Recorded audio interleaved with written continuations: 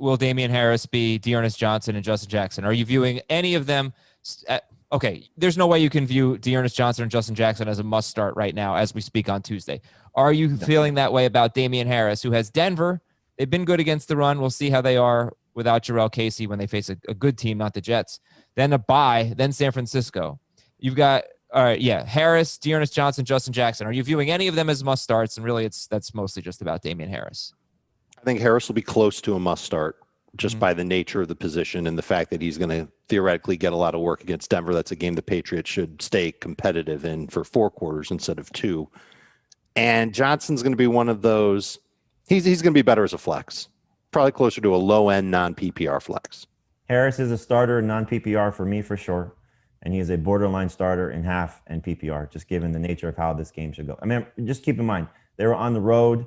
They got, the score says they got blown out. I know some, the defensive score sort of changed some things a little bit. And obviously the end of the first half was a disaster for the Patriots. But I still think you look at it, 17 carries, and I know it wasn't Cam and they switched quarterbacks in the middle of the game, so they were being very conservative. But what did we see from the Patriots in 2 of 4 games so far when they've had a chance to play with a lead? Run, and run some more. And they just gave the kid 17 carries. He's going to have a big opportunity against Denver. Okay. And, last year, Sony Michel had 247 carries. The year before that, he had 209 in 13 games. He had 17 or more carries in 4 of his last 6 games. In 2016, LeGarrette Blount had 299 carries. So people always say the Patriots running back this and that. They actually have, and go back to Stephen Ridley before that, they have committed to lead running backs. They don't get those guys involved in the passing game, but they do give those guys carries. But and he's it's like that though, because he could be involved in the passing game. We just didn't see it. It's like Clyde Edwards-Helaire after week 1. He didn't do much in the passing game then, and we knew that it was coming. They've got James White and Rex Burkhead. Like, how many catches can you? I don't think you're getting 6 catches like you got from James White out of Damian Harris with James White healthy. And certainly Rex Burkhead, as he showed you, 11 catches in the 2 games without James White. They're going to use those guys in the passing game. That's just the nature of the Patriots. But can he get you 3 to 4 catches on a good day? Can he get you 2 to 3 on a bad day? That's the thing you hope for, just to give him. Remember, Sony Michel the week before against the Raiders, now that was without James White, had 2 catches. So if that's the type of touches you're getting from Damian Harris, anything above 15 would be fantastic.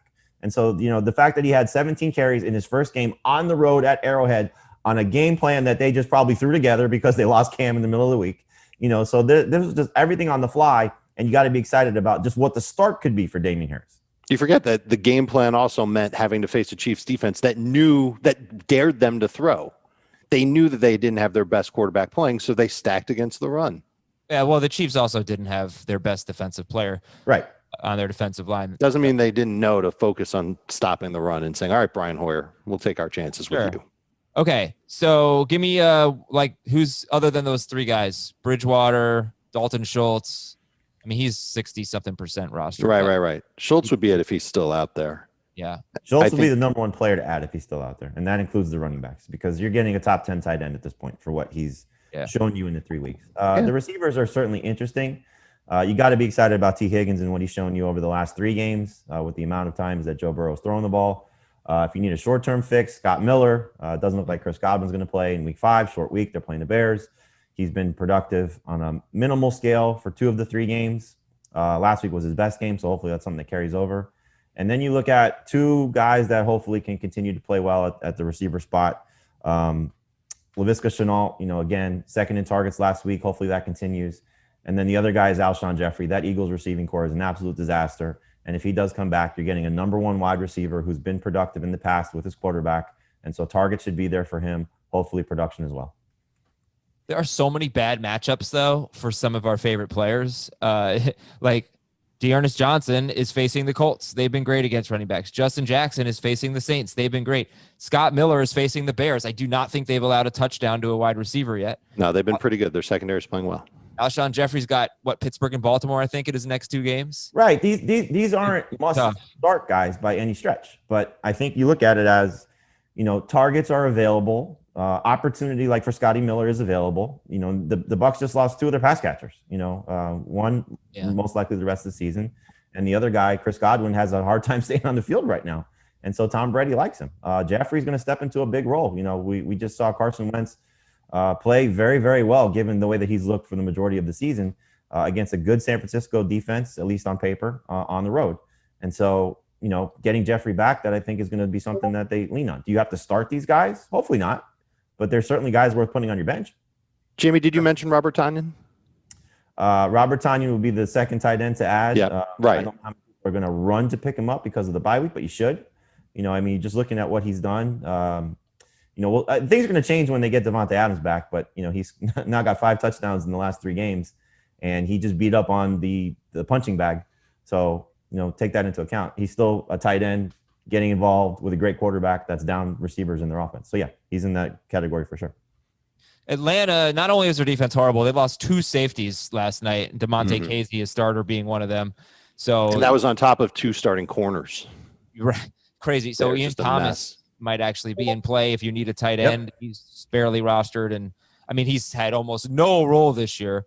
But the best he scored last week. The best matchup is anyone facing Atlanta. So, and he did have a season high in targets last week too. So, which was what, like 4? 5. 5. Okay. But he didn't even have 10 yards receiving. Yeah. Right. But again, you just maybe starting to see a build towards something, and the matchup says take a chance. Okay, so every quarterback to face the Falcons has finished top 4 for the week. That is, if you include the combined points of the Chicago quarterbacks. Well, they've allowed 4 touchdowns to opposing quarterbacks in every game. Wow. Dak had 3 rushing touchdowns, so take that into account. And the Bears, both guys combined for 4 touchdowns. But every quarterback group has had 4 touchdowns against this defense. Maybe DJ Moore will finally catch a touchdown this week. I'm just going to give a few more stats. Maybe it'll happen. You don't have to make fantasy decisions based on these stats, but they're fun. If you're thinking about dropping T.Y. Hilton this week, he faces the Browns. They allow the 3rd most points to wide receivers. In every game the Browns have played, you've had 2 wide receivers who have either had a touchdown or at least 83 yards. They've been horrible against Baltimore, Cincinnati, Washington, and Dallas. Not even talking about great wide receivers except for Dallas. Eric Ebron's next 3 matchups are against teams that rank 26th or worse against tight ends. And Eric Ebron, 9 of his next 10 matchups are against teams that currently rank 22nd or worse against tight ends. Eric Ebron must have the best tight end schedule, but it's only been 4 games. The tight end rankings, fantasy points allowed, are going to change a lot, but that really stood out. I don't know. I'm not really that excited about Ebron, but he's got a chance. He's at the top of the streaming list. He's the 3rd tight end to pick up, and he's the 2nd one if you don't have the ability to, stash Robert Tonyan. Or if Dalton Schultz is already gone. That's what I mean. Evan the 2nd or 3rd. Oh, yeah. Sorry, Evan Ingram, 5 of his next 6 games are against teams that suck against tight ends, and those are all his division foes. 5 of his next 6 games are against the Cowboys, the football team, and the Eagles. They're all 26th or worse against tight ends. So again, if you're thinking about dropping Evan Ingram, you might want to think twice. And if you're thinking about writing something very important, or a resume or something, trying to get a job, whatever it is, trying to communicate a